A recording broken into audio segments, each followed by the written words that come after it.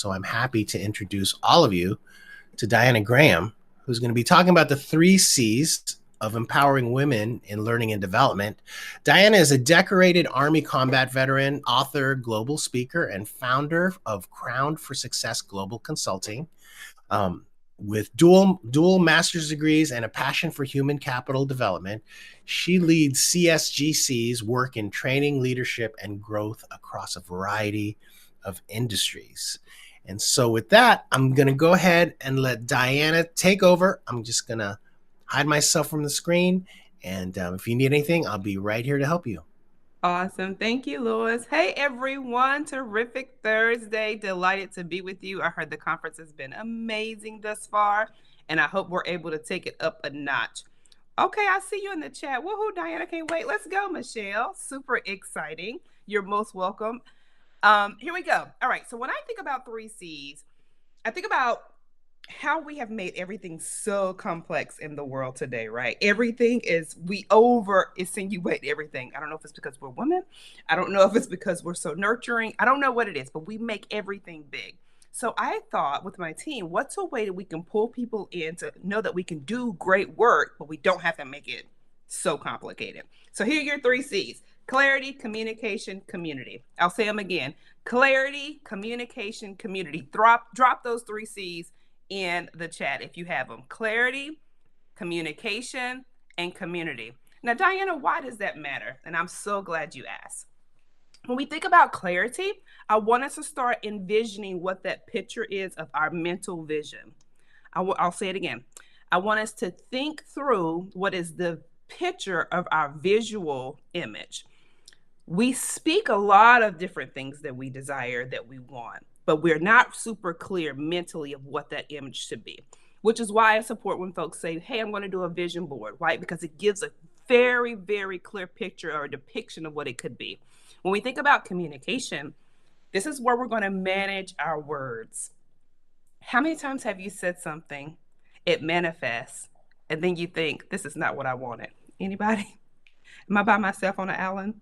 You said some things, they've manifest, and you're like, this isn't what I really desired. This is where we're going to use communication to manage our words. And the last one is community. We never do anything by ourselves. We always get further along. There's an African proverb that says, if you want to go fast, go by yourself. And if you want to go, what is it? If you want to go fast, go by yourself. But if you want to go far, go with others. Right? So that just, to me, just proves I can only do what I'm capable of doing. But with the community, oh my goodness, if everyone here, all 28 of us, really locked arms and marched forth as a community for learning and development for women in leadership, how different would organizations be? Like, what kind of impact could we really, really have? So let's start off with the first C, clarity. This is where I want to spend some time talking about vision sharpening. This is where we want to refocus. There's a song about a lady who is traveling. And as she is traveling to a different country, she meets a man who was very inspired by her work. Unbeknownst to her, she discovers that this man has no eyesight. And so he asked her, what's it like living in the US? Because she's overseas. And of course, typical American, she begins to complain. She complains about everything she's facing, everything that's happening around her. And she noticed that the man was sitting very silently, some really good active listening. And when she pauses long enough to say, how is living in your country that I'm now visiting? The man simply said, living here is paradise because paradise is in your mind. Why do I share that? I share that because whatever we think about is where we send our energy to grow the most. This man had no eyesight, but yet he found paradise because he was determined to see things in a different way. So when we're sharpening our vision, I want us to think about our goals. Goals have to be set to see beyond. When I say goals set to see beyond, we often make goals for right now and for the current project, the current program, which makes sense. But what happens if we think beyond this moment for the next 1 to 3 to 5 years? Or when I'm no longer in this position, what if I set up for the next person to come and succeed?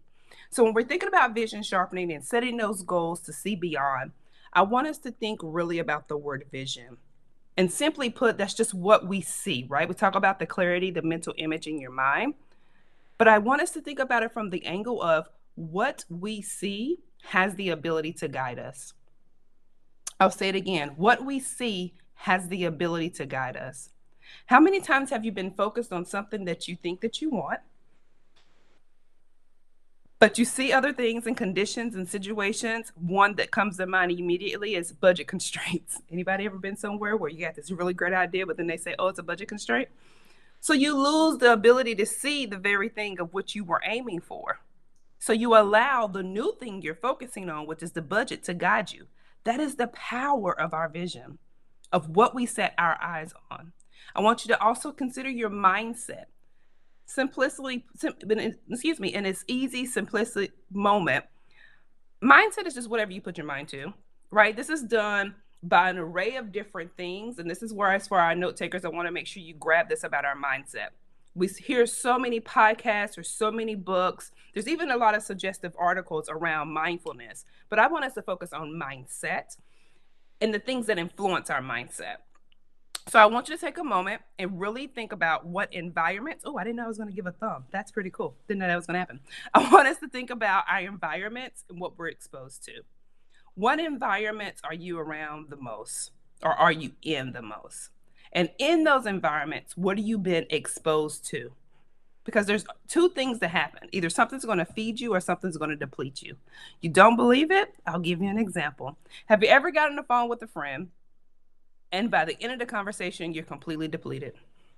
You're exhausted. Your phone is in the red. You're overwhelmed. And you're like, I will never get that hour of my time back again in life. That's because our environments and what we're exposed to influences us. I want us to think about what are we watching? What are we listening to? What conversations are we entertaining? When we're working with different individuals in this learning and development space and with women in leadership, are those individuals and those conversations promoting growth? Growth for you, growth for the project of what you're working on, growth for the organization of what you're serving. Be mindful of our conversations and what we're entertaining. And if you don't believe me, I'll take it a step further. These interactions that we're having with said individuals, they're going to influence our thought patterns, our behaviors, and our values. I'll say those three again. Our thought patterns, our behaviors, and our values. This all is entwined with our vision sharpening. Now we want to think about with this, how do we refocus if we don't know where we're going? Because we haven't assessed where we truly are. How chaotic is that? But we do it all the time. I'll say it again. How can we refocus to where we desire to go when we haven't acknowledged where we currently are? The easiest way I suggest to do that is with reflection. This is when you're going to take a moment to sit still. And I'm going to drop these areas in the chat that I think are very, very beneficial for each and every one of us to really think through. Take some time, write it, get a good journal, take a good ink pen, good cup of coffee, tea, whatever your thing is of choice. And I want you to spend some time to think about, where are you today? Be honest with yourself mentally. What is your mental state of mind? How are you emotionally, socially, physically? I know we are in spring. Folks are starting to get back outside, but are you doing it for yourself? Or are you doing it because others say we got to get the summer body? Be honest with yourself spiritually. What grounds you? And most importantly, or one of the most important things, is financially. Do we just do things because we're able to, or do we really think about what our future may look like? When we're reflecting about these areas, they help us to create a vision with the goals. And once we have those goals, as you well know in learning and development, we're going to identify those steps. We're going to assign our deadlines. We're going to take good notes. And we're going to figure out the way. This is the key for all of this. Make sure you take this note if you haven't had it already. I think I sent it in the thing. Yeah, I did. Okay, making sure it went through in the chat. If you don't see it in the chat, let me know.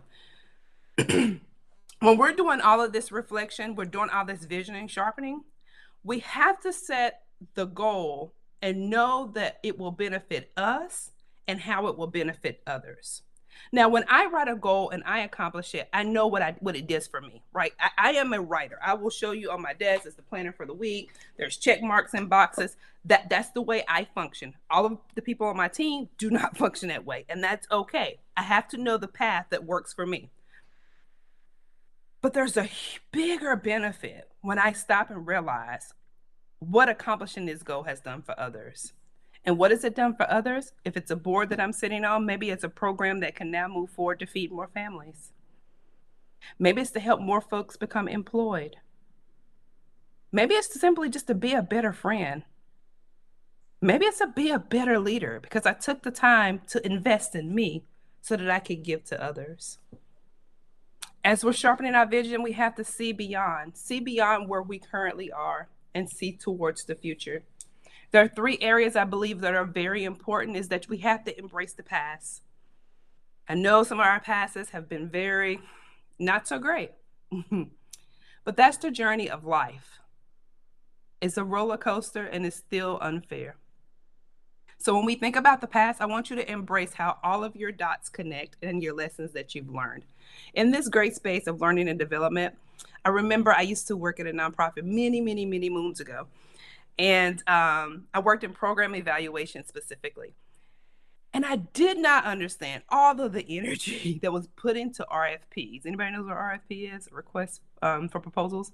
I didn't understand why we were doing all of this, right? And so my role became where after the RFP was released, when they actually came in, at this point, since so many years ago, we were not doing it digital, let me tell you. We were doing it where you had to send in maybe 8 to 10 copies. They had to be in this format, this font, this letter of print size. It had to be stapled. There had to be a flash drive. And when they entered the building, if the secretary of the organization accepted them, they had to be date stamped and initialed. It was a whole thing. And then I remember the process of like meeting with the allocations committee of going through these proposals to make a determination of who we would fund. Now, at that time, I just thought we were over exaggerating the process. I just thought there could be other ways to streamline it. Now, in hindsight, and as a person who owns and operates a company and leads a team, I embrace that past because now I understand how the dots connected. So now when RFPs come out, we don't get freaked out. We actually can go ahead and submit for them. We can help guide others of what that will look like and feel like because all of our dots connect. There were lessons to learn along each one of those paths. So I want you to think about your past and embrace it because each one of your dots connect to create a beautiful canvas of who you are and what you're bringing forth in this world. The second piece of See Beyond is celebrate the present. Be grateful and be thankful and know that you are truly blessed. I am so blessed to be here for this moment. I was just telling Lewis before we began the session in the green room that I only saw this on LinkedIn because someone I know reposted it. And I was like, this is great. Let me submit a proposal ASAP before the deadline. And I'm so honored that they selected us to be with you today. This is celebrating the present. So there's one thing that I do every single day. I would challenge you to consider it for your life. It's a gratitude journal. And every night I write down 3 things from the day that I am extremely grateful for. And I want you to know that you will be in there tonight.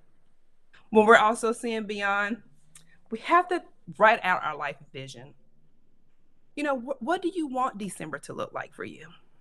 What do you want January 2026 to look like for you?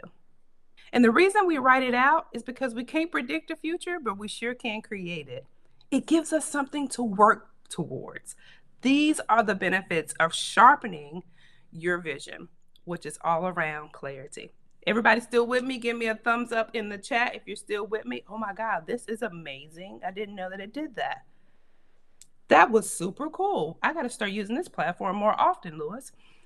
Yes, Laura, I see you in the chat. Keep a gratitude journal. Absolutely. I love it. I love it. I'm glad to see that you're still there. I love it. All right. Excuse me. I want to also give you these 2 nuggets too. I had a life coach, my first life coach ever in life used to tell me that my body could never take me where my mind hasn't gone. I'll say it again. My body can never take me where my mind has not gone. That's embedded in me now for the power of vision. Have you stopped and thought about that for just a second? Your body can never take you where your mind has not gone.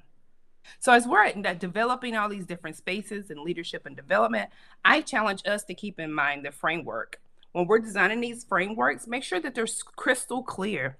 Make sure that each participant is able to engage. Make note of our different, learning modalities. We all learn differently, and sometimes there is an overlap, but it gives the opportunity. I froze, but I'm with you, Diana. Okay, perfect, Michelle. Um, but it gives us the opportunity to engage. So, as we know, each audience is different, whether it's with behaviors, outcomes, cultures, expectations. We keep all of this in mind as women in leadership. Why? Because they're expecting us to lead the way. So, as we keep this in mind, we make efforts to ensure that clarity is had as we all move forward. So, the second C is communicate, as you already know. And this is where we want to amplify and we want to recharge. We do a lot of talking in the worlds and in the spaces that we occupy because it's required of us. But I want us to pause for a moment and think about the tangible exchanges that we do also on the nonverbal expressions. This is where we get an opportunity to really foster some impact and communication that goes beyond the ordinary.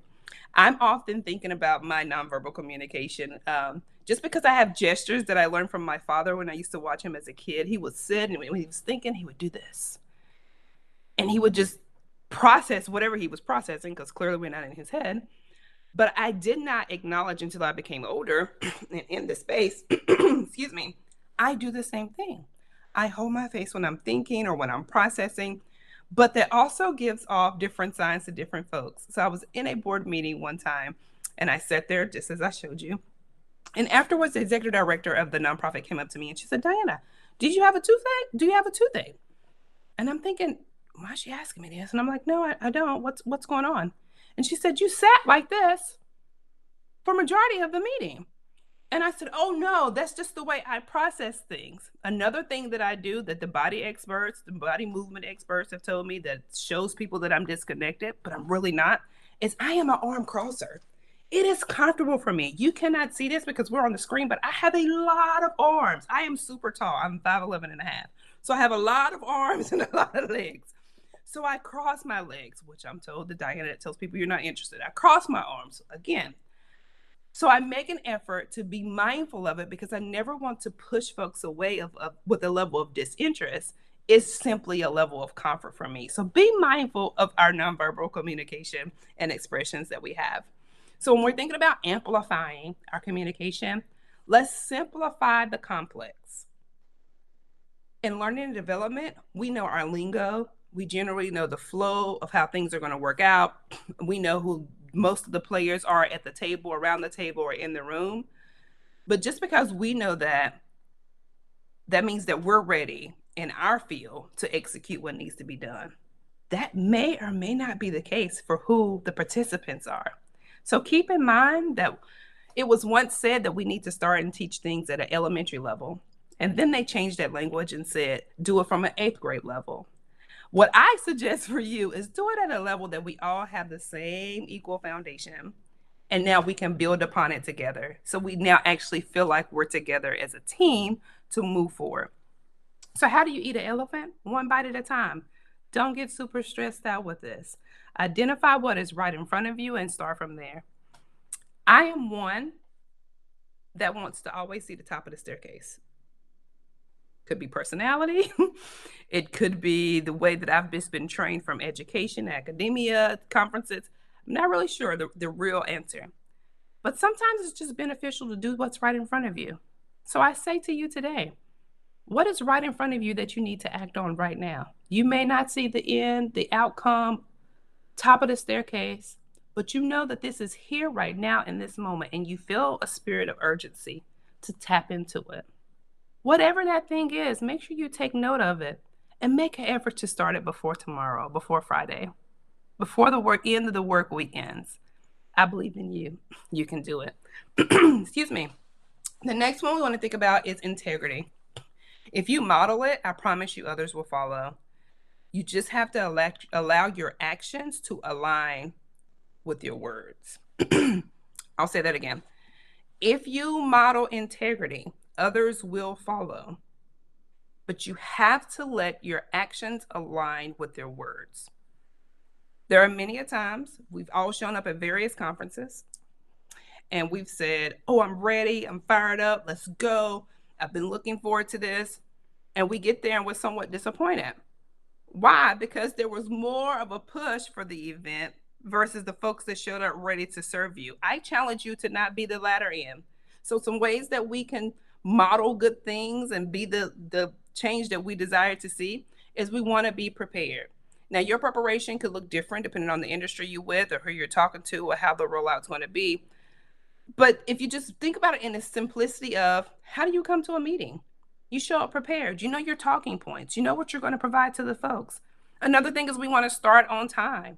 We have a bad habit of getting to places, especially at conferences, and they're still trying to tweak out what needs to be done. People are still moving chairs around. Let's move 2025 in a different direction. We want to honor the time of the participants that have showed up to learn, that want to gain some knowledge so they can take back to their organizations in which they're serving. These are different ways that we can do it. Oh, thank you, Liz. Another thing that we want to do is we're thinking about this preparation. In my first book, Duly Noted, I coined a phrase that I want to give to you today because I believe it's super beneficial and it's really helped me. So I give what's shown to be proven so that you can use it as well. And it's preparation is the prerequisite for success. I'll say it again. Preparation is the prerequisite for success. I promise you, the more you're prepared, the better off things can sometimes simply go. Now, granted, we won't know every stop along the path. We may not always know where there's going to be a yield, where there's going to be a traffic signal, where there's going to be construction. But if we make the efforts to be prepared, it really, really will help us along our way. Boundaries. I can't talk about amplifying yourself in communication without talking about boundaries. The thing with boundaries is this: we need to know where you stand. You have these unspoken boundaries. So if they're unspoken, they're non existent. You have to communicate that with us. Another thing you have to communicate is what you need. Make the ask. We are in this thing together. And believe it or not, contrary to popular belief, we are not mind readers. We really need to know what's going on in your head so we can support you better. There are lots of us in the training, learning, and development space, but there's less of us that are in women leadership in the training, learning, and development space. Make the ask. Let us know that we can work together and how we can help and support you. So as we think about communication, I want you to consider artwork. Artwork to me is one of the things that it just captivates its viewers from a distance. May I ask you, what do observers see from your canvas? Does it depict truth, direction, confusion, progression, unity, disruption? I don't know. You decide. But I do desire to walk past your canvas and be able to be captivated from it so that I can really know that we can engage and do this great work together. So we went through clarity, we went through communication, and we have to talk about community. Community is one of my favorites because I know I would not be where I am and do the great work we get to do with amazing folks like each and every one of you without the community. So shout out to Lewis for bringing us all together in this community. So if we think about community, these are our meaningful connections. This is where we get to reignite our passion. If you can't tell, I love, love, love this stuff. I thrive off of community, off of learning. I believe that we're only in competitions with ourselves to be a better version today than we were on yesterday. And we're continuously educating and learning and finding ways to be better for ourselves, because if we're better for ourselves, then we can better serve our communities.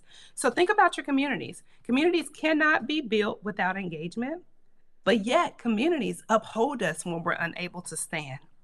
Community creates bonds of empowerment and collective problem solving.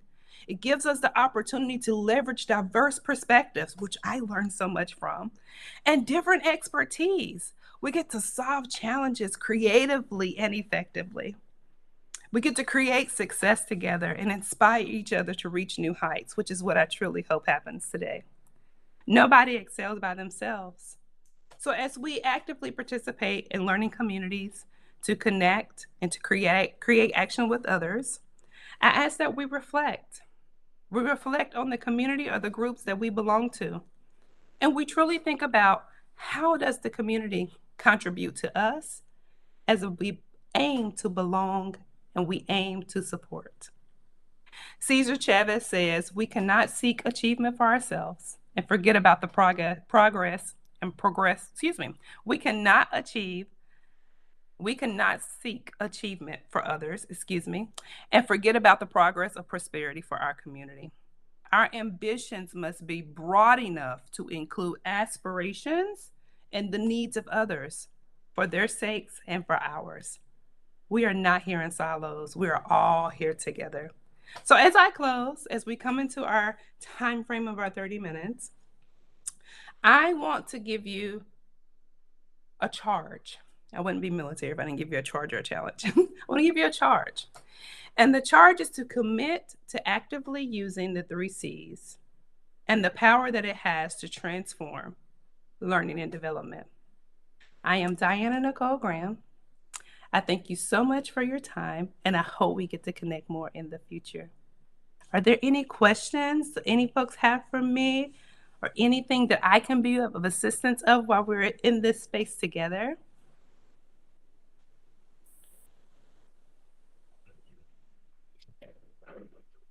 Gosh, that was fantastic, Diana. Thank you so much. You know, it's funny when you first submitted your proposal. I think I reached out to you and asked you if you could open the event. Mm-hmm, mm-hmm. Because from what I was reading, it was so inspirational, and yeah, I definitely love what you had to say. See, there's a question there from Michelle. How can Michelle find you? Tried LinkedIn, couldn't find you. I'm coming up. I'm going to drop that link right now. Give me 2 seconds. Thank you so much. Dun, dun, dun, dun, dun. Boom. It should come up, but if it doesn't come up directly with the link, you just search my name and it'll be there as well. Thank you all for being here. I'm excited about what the work we can continue to do together and create a new community here. Thank you, Lewis, for this great idea Yeah, and absolutely. carrying it forth with so many years. Can you talk a little bit about Crown for Success Global Consulting? Yeah, sure thing. So we are a human capital development firm. If you haven't guessed in our last 30 minutes together, we love human beings. And so what we get to do is help organizations through a 3-tier approach. Tier 1 is always about developing and deployment. You're here, you desire to be there. We build that bridge around programs, projects, infrastructure, supportive services. What does it look like to get you there? So some folks are in ideation, they're still trying to figure it out. Some want to sustain what they have, and other ones want to grow it. So we get to help them develop and deploy for that. Tier Mhm. 2 is what we're here for today. It's always about education and training for us. And so the top of it's a staircase approach, but step 1 is always about personal growth. Oftentimes, the professional development stuff we'll get, right? Because organizations are going to put some money towards that. But the personal growth may be the things that I really need help on. That maybe need some mentoring or some coaching. Maybe it's not a room full of people that I have this conversation with. It's a one-on-one. So that personal growth, and then we can work towards professional development. And the top of the staircase is how can we harmoniously work together for workforce development? We don't have to be best friends. Kids don't have to have play dates. We don't have to be neighbors, but we have to work together in harmony and peace because there is work for us to do. And then the third tier, so develop, deploy, education and training. And tier 3 is always about speaking. If you can't tell, I love this stuff. So I'll forever be an opener, closer, keynote, audience engager. And we started rolling out last year where we tell conferences that it doesn't always need to be Diana. Let us curate folks like Lewis, of subject matter experts like you. So we'll say, hey, we know some great folks that can do this. Let's facilitate the conversation. Organizers love it because they're exhausted and don't know where to look for folks.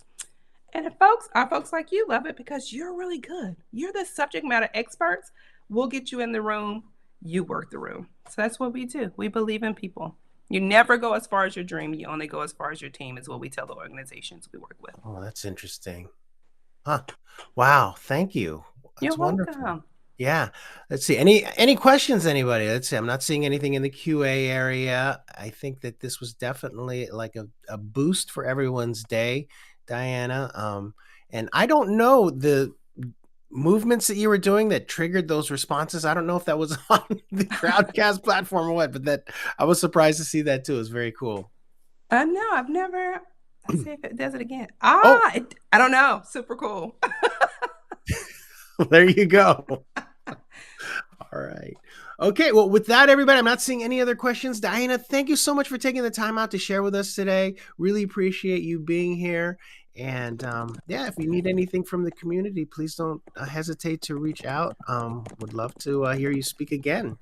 Perfect. And I dropped our website in there too if you guys need to contact me after this. Thank you so much, Louis, and thanks All everyone right. for having me. Yeah. All right. Thanks, everybody. We have one last session today. Michelle Engstrom, who is in the audience now, is going to be talking about graphic design and accessibility. So that'll be wrapping up the day in just at 12 p.m. Pacific, 3 p.m. Eastern. So hope to see everybody there. And with that, I'm closing it out, and we'll see everyone later. Thanks, everybody.